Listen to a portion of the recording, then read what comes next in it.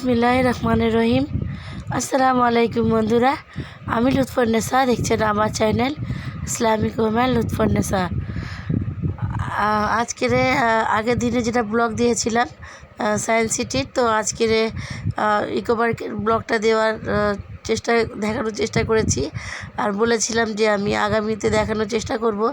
তো অনেক দুঃখ পেয়েছি যে আমার কোনো বন্ধু কমেন্টের মধ্যে জানাননি। এখনও আশা করছি যে প্লিজ কমেন্ট করবেন আর লাইক দিয়ে দেবেন। তো এই তো প্রথমে রান্না করে নেওয়ার পর তারপর আমি দেখাবো। তো প্রথমে আমি আজকে চিংড়ি মাছ নিয়ে এসেছিলো।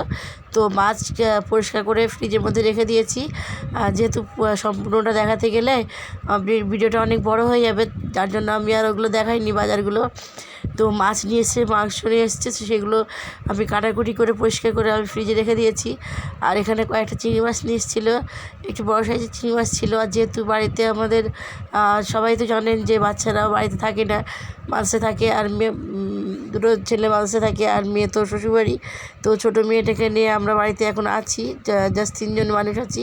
তো আমাদের তরকারিটা অতটা লাগে না, মেয়েটাও বেশি তরকারি খায় না, তো অল্প করে রান্না করলে হয়ে যায়। তো এখানে আমি কয়েক পিস চিংড়ি মাছ আছে, আর তার সঙ্গে রুই মাছের 4টে পেটি নিয়ে একটু ভাজা করে নিয়েছি সুন্দর করে। আর চিংড়ি মাছ কিন্তু বেশি ভাজলে রবারের মতো শক্ত হয়ে যায়, সে তো সবাই জানেন। আর আমার মাছ রান্না তো সবাই দেখেছেন, কেন আমি মাংসের চেয়ে বেশি মাছ রান্না করি বাড়িতে। তো আমার মাছ রান্না করলে কিন্তু আমি রসুন ফোড়ন দিয়ে আদা দিয়ে নিয়ে, সে তো সবাই জানে। তো এখন রসুনটা ফোড়ন দিয়ে নিয়ে পেঁয়াজটা দিয়ে দিয়েছি, পেঁয়াজ আর লঙ্কা। আর ওদিকে আমার ঢেঁড়স ভাজি বলতে চচ্চড়ি হচ্ছে। ঢেঁড়সের মধ্যে কিন্তু সব মশলা আমি একদম অল্প দিয়েছি, হালকা করে পেঁয়াজটা লাল করে, আর রসুন দিয়েছি, কাঁচামরিচ দিয়েছি, দিয়ে আর একটু করে লবণ দিয়ে সব মশলা দিয়েছি একদম অল্প পরিমাণে, দিয়ে ঢেঁড়সটা দিয়ে চাপা দিয়ে দিয়েছি। আর এখন আমি চিংড়ি মাছের মধ্যে মশলাগুলো দিয়ে দিচ্ছি, দেখতেই পাচ্ছেন। বেসিক মশলা আছে, নতুন কিছু দেয়নি। অন্য কোনো মশলা দিলে কিন্তু চিংড়ি মাছের স্বাদটা একটু অন্যরকম হয়ে যায়, তাই আমি দিইনি। জাস্ট একটা তেজপাতা দিয়েছি। তো দিয়ে আমি এখন একটু কষিয়ে নিচ্ছি ভালো করে। আর তেলটা একটু বেশি পরিমাণেই ছিল। মাছ ভেজেছি, আর ওই তেলের মধ্যে কিন্তু তেল দিইনি, একটু ভেজিয়ে ভাসানোর মতন করে মাছটা ভেজেছিলাম। তো এখন মশলা একটু হাফ কষানো হয়ে আসলে আমি একটা বড়ো সাইজের টমেটো ছিল, কেটে দিয়ে দিয়েছি। টমেটো কিন্তু বেশ বড়ো ছিল, তো আমি কেটে দিয়ে তো এখন একটু মশলাটা ভালো করে কষিয়ে নিচ্ছি। অফ ক্যামেরায় কিন্তু আমি মশলাটা প্রায় 2 থেকে 3 বার কষিয়েছি, সম্পূর্ণটা তো আর দেখানো যায় না। তো 2-3 বার কষিয়ে নিয়েছি। এখন মশলাটা সুন্দর একটা উপর থেকে তেল ছেড়ে দিয়েছে, দেখতেই পাচ্ছেন। তো আমি একটু ভালো করে টমেটোগুলো আর পেঁয়াজগুলো একটু পেস্ট মতো করে দিচ্ছি, খেতে ভালো লাগবে। তো এখন মশলাটা আমি কষিয়ে নিয়ে ভালো করে তারপরে আমি ভাজা মাছগুলোকে দিয়ে দেবে এখানে। চিংড়ি মাছ রান্না করতে কিন্তু অনেক অল্প সময় লাগে, বেশি সময় লাগে না। আর বেশি সময় যদি রান্না করতে যাই তো চিংড়ি মাছটা প্রায় খাওয়াই যাবে না। আর ওই দিক থেকে আমার ঢ্যাঁড়সটা আমি হালকা করে একবার করে নাড়াচাড়া করে নিচ্ছি। ঢ্যাঁড়স তো বেশি নাড়া যাবে না, খারাপ হয়ে যাবে, ঘন্ট মতো হয়ে যাবে। আর এখানে আমি ভাজা চিংড়ি মাছগুলো দিয়ে দিয়েছি, দিয়ে একটু কষিয়ে নেওয়ার পরে অল্প একটু পানি দেবো।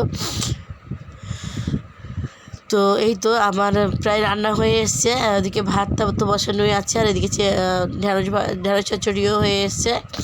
আর এখানে আমার চিংড়ি মাছটার মধ্যে আমি পানি দিয়ে দিয়েছি। আর এর পানিটা যখন একদম কমে আসবে, কষা মতো হয়ে যাবে, তখন নামিয়ে নেব। তো ডাইরেক্ট আমি এখন ইকো পার্কে চলে যাচ্ছি। তো এই তো ইকো পার্কে চলে এসেছি রান্না বাড়া করে। তো খাওয়ানোটা দেখানো হয়নি। আর এখানে ইকো পার্কের গেটের সামনে কিন্তু এখানে এরকম একটা করা আছে, আর সামনে যেটা হলুদ বক্স মতো দেখা যাচ্ছে ওখানে টিকিট এন্ট্রি ইকো পার্কের। তো এই তো আমরা এখন ইকো পার্কের মধ্যে চলে এসেছি। তো একটু খাবার দাবার এখান থেকে কিনে নেওয়া হবে। সামনে দেখতে পাচ্ছেন ইকো পার্ক। তো চলেন ভিতরে দেখে আসি কি আছে। আছে তো অনেক কিছুই, কিন্তু সব কিছু কিন্তু আমার এখনও এই ব্লগে দেখানো হয়নি, যেহেতু আমার ফোনের স্টোরেজ অনেকটাই কম। তো আমি এখানে কিন্তু 7টা আজুবা আর কি। তো আমাদের এই পৃথিবীর মানে সরি আমাদের এই ভারতবর্ষের মধ্যে 7টা কিন্তু খুবই আধুনিক জিনিস আছে, যে আমেরিকা স্ফিংস, মুর্শিদাবাদের হাজারদুয়ারি, মিশরের পিরামিড, আগ্রার তাজমহল, এগুলো কিন্তু আছে। আর যেহেতু আমার কিন্তু এগুলো ভিডিওর মধ্যে দেখানো হয়নি, আর এর আগে আমরা কিন্তু প্রায় 2 থেকে 3 বার ইকো পার্কে গিয়েছি, তো ওগুলো তো অনেকবার দেখা ছিল। আর এখন জাস্ট এবারে সময়ের স্বল্পতার জন্য আমাদের কিন্তু ওখানে যাওয়াটা হয়নি, কিন্তু আমি ফটো কয়েকটা দেওয়ার চেষ্টা করব। আর এখানে আমরা যেখানে নতুন এখানে হয়েছে যেটা গ্রাম ভিলেজ, তো আমাদের বলেছিলাম যে আমরা সকালে বার হয়েছি, কিন্তু সায়েন্স সিটিতে গিয়ে আমাদের একটু সময় লেগেছিল, তো ওখানেও তাড়াহুড়ো করে চলে আসছি ওখান থেকে। আর যেহেতু বাসে গিয়েছি সবার একটু সময় দিতে হবে, তো এখানে শুধু আমরা গ্রামটার মধ্যেই ঘুরেছি। আর এখানে দেখতে পাচ্ছেন আমি আগের ব্লগে বলেছিলাম যে হাত পাখা আছে সুন্দর ঢালাইয়ের তৈরি, তো এই তো দেখেন কত সুন্দর কারুকার্য করা, হাতের কারুকার্য। আর এখানে কিন্তু যেরকম সায়েন্স সিটির মধ্যে সায়েন্সের অ্যাক্টিভিটিস আছে, সায়েন্সের জিনিস আছে, আর এখানে কিন্তু একটা নতুন জিনিসই হয়েছে, যেটা হাতের কারুকার্য করা জিনিস ইকো পার্কের মধ্যে কিন্তু খুব সুন্দর করে ফুটিয়ে তোলা হয়েছে। একটা সুন্দর করে একটা দ্বীপ মতো করা হয়েছে খালের মধ্যে, আর সেখানে কিন্তু অনেকটাই আছে, অনেক জায়গায় এরকম আছে দ্বীপ মতো করে, আর সুন্দর সুন্দর হাতে কারুকার্য জিনিস আছে। তো সব কিছু আর দেখানো হয়নি, তো এটা বেশি ভালো লাগছিল, তো এটা একটু দেখানোর চেষ্টা করেছি। আর পাখাগুলো কিন্তু সত্যিই অনেক একদম মানে সুন্দর, দেখেন এগুলোও কিন্তু সুন্দর দেখাচ্ছে, হাতের কারুকার্যের অসাধারণ একটা ছবি। তো প্লিজ আমার ব্লগটা সাবস্ক্রাইব করে দেবেন, সাথে পাশের বেল আইকনটা বাজিয়ে দেবেন, যাতে আমার দেওয়া ভিডিও নোটিফিকেশান আপনাদের কাছে সহজেই চলে যায় আর আপনারা দেখে নিতে পারেন। আর এই দেখেন এই হাতের কারুকার্য করা পাখাগুলোর জন্য অন্তত একটা লাইক দিয়ে দেবেন। এগুলো কিন্তু সবই ঢালাই দিয়ে তৈরি, সিমেন্টের। আর এখানে কিন্তু এখনও কাজ হচ্ছিল রঙের। আর এখানে দেখেন তাল গাছ, এটাও কিন্তু নকল। আর তাল গাছের উপরে যেগুলো মানুষগুলো উঠছে ওগুলোও কিন্তু নকল। এখানে দাঁড়িয়ে আছে একটা চাচা, সেটাও নকল। তো হাতের কারুকার্য আর কি। তো এই তো আমার মেয়ে একটু ওনার হাতটা ধরার চেষ্টা করছিল। তো এখানে আবার গ্রামের মধ্যে যেতে গেলে এই কুটিটার মধ্যে, এই হাটটার মধ্যে কিন্তু টিকিটটা কেটে নিতে হবে ভিলেজের মধ্যে যে প্রবেশ করতে। তো এখানে একটা সুন্দর শহর এলাকার মধ্যে একটা গ্রাম ফুটিয়ে তুলেছে। আর রাস্তাঘাটগুলো কিন্তু গ্রামে যেরকম হয় আর কি, ইট বিছানা বাঁশের বেড়া দেওয়া, সেরকমই কিন্তু রাস্তাগুলোও করেছে। মনেই হচ্ছে না যে এটা ইকো পার্কের মধ্যে, এগুলোকে সুন্দর করে একদম গ্রাম তৈরি করেছে। গরু লাঙল টানছে, এখানে বুড়িমা হচ্ছে শাক তুলছে। আমি আগের ব্লগে যেগুলো বলেছিলাম, দিনের আলোতে হলে কিন্তু আরও ভালো দেখা যেত। আর গ্রাম যেহেতু হারিকেন জ্বালিয়ে, তো আগে আদিবাসী গ্রাম কিন্তু এইভাবেই এরকমই ছিল, দিনের শুধু আলো আর রাত্রে কিন্তু হারিকেন জ্বালানো। তখন কিন্তু বাতি ছিল না এখনকার গ্রাম কিন্তু সম্পূর্ণ আলাদা। এখনকার গ্রামে কিন্তু একদম শহরের মতোই হয়ে গেছে। আর এটা জাস্ট আদিবাসী গ্রাম তুলে ধরেছে, তাই জন্য কিন্তু সব জায়গাতেই হারিকেনের মতো আলো লাগিয়েছে। আর এখানে দেখেন পড়তে বসছে বাচ্চাটা, তো বাবা যেহেতু মারতে আসছে, তো বাচ্চা তাড়াতাড়ি বসে গেছে। আর বইটার মধ্যে কিন্তু মাটি তৈরি বইটাও, আর আদার্স লিপি। তো এখানে অ আ ক খ কিন্তু পুরোটাই লেখা ছিল। আমার ফোন কিন্তু অত দূরে পৌঁছাচ্ছিল না, আর যেহেতু বাঁশের বেড়া দিয়ে পুরো ঢাকা করা ছিল, তো যেতেও পারিনি ভিতরে। তো এই তো বাইরে থেকে যতটা সম্ভব হয়েছে আমি দেখানোর চেষ্টা করেছি। আর এইগুলো কিন্তু সবই মাটির তৈরি, দেখেন। তো এখানে আদিবাসী একটা মহিলা, তো উনি হাঁটুর কাপড় তুলে দাঁড়িয়ে আছেন। তো আমার মেয়ে আবার ওনাকে ভালো করে গিয়ে ধরে ছবি বলছিল। আর এখানে আমার বাবুর আব্বু আছে। আর এখানে দেখেন বৌদি রান্না করছে, একদমই সেম মাটি দিয়ে তৈরি করেছে। তো বৌদি রান্না করছে, তো এখানে তো সবজি তো লাগবেই। চলেন দেখি কোথায় সবজি পাওয়া যায়, বৌদিটাকে একটু এনে দিতে হবে। আর ঘরগুলো কিন্তু ওইভাবেই তৈরি করেছে। আর বাজারে যাওয়ার পথে কিন্তু একটা স্কুল, তো স্কুলের মধ্যে ছাত্রছাত্রীরা আর কি ঘোরা বেড়ানো দেখাচ্ছে, সুন্দর একদম স্কুলের শাড়ি পরে। তো এখানে কয়েকটা ছাত্রীকে দেখতে পাচ্ছি। আর এখানে আরেকটা জিনিস দেখাবো, আদিবাসী গ্রামের ছৌ নাচ। তো ছৌ নাচ, এটা তো স্কুল, তো ছৌ নাচটা আর একটু আদিবাসী, সেটা দেখাচ্ছি, জানি না দেখতে পাবেন কি না সম্পূর্ণ। তো এখানে আমি একটু হ্যান্ডস করে নিলাম, হাত মিলিয়ে নিলাম। তো দেখেন এই প্রাচীরটার ভিতরে কিন্তু ছৌ নাচ হচ্ছে। অনেকগুলো মেয়ে কিন্তু লাল শাড়ি আর লাল পাড় সাদা শাড়ি পরে কিন্তু ছৌ নাচ করছে, একটু লক্ষ্য করলেই বুঝতে পারবেন। আর এই তো বাজারে চলে এসেছি। তো এখানে আলু আছে, পেঁয়াজ আছে, সবজি আছে, এখানে আম, আর এখানে এই ভাইটা আবার টমেটো, আপেল আর শসা এগুলো কিন্তু বিক্রি করছে। দেখেন একদম ফট করে দেখলে কিন্তু মনে হবে না যে এগুলো মাটির, কিন্তু সত্যি এগুলো একদম অসাধারণ করে তৈরি করেছে। প্লিজ এগুলোর জন্য আমাকে একটা লাইক দিয়ে দেবেন, আর আমাকে কমেন্টের মধ্যে জানাবেন গ্রাম বাংলার ছবিটা কীরকম লেগেছে।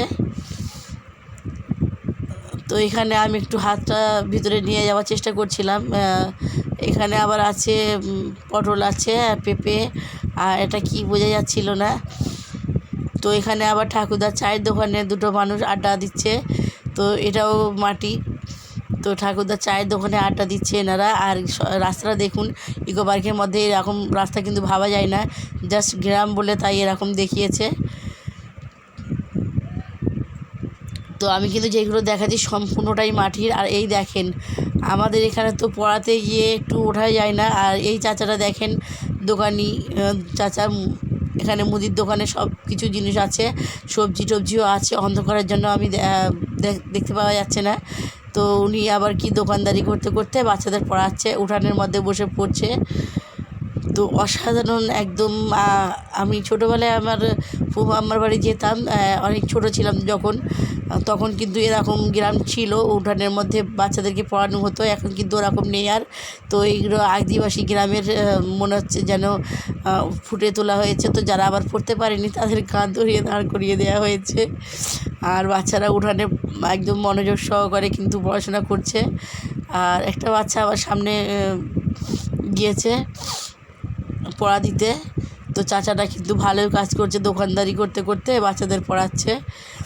আর এই তো কাঠ, গরুর গাড়ি। তো গরুর গাড়ি এটাও কিন্তু নকল।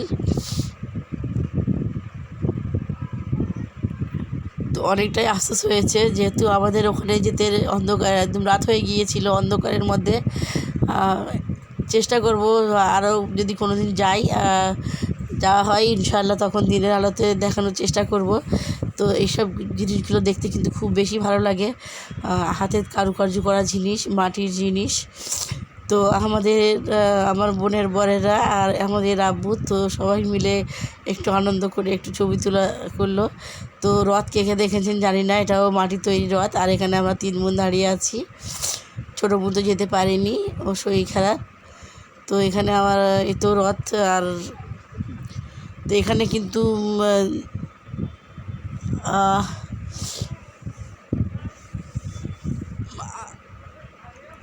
সুন্দর করে ঝর্ণা দেখানো হয়েছিল, ফোয়ারা, আরও অনেক কিছু জিনিস আছে সেটা দেখাতে পারিনি আমি।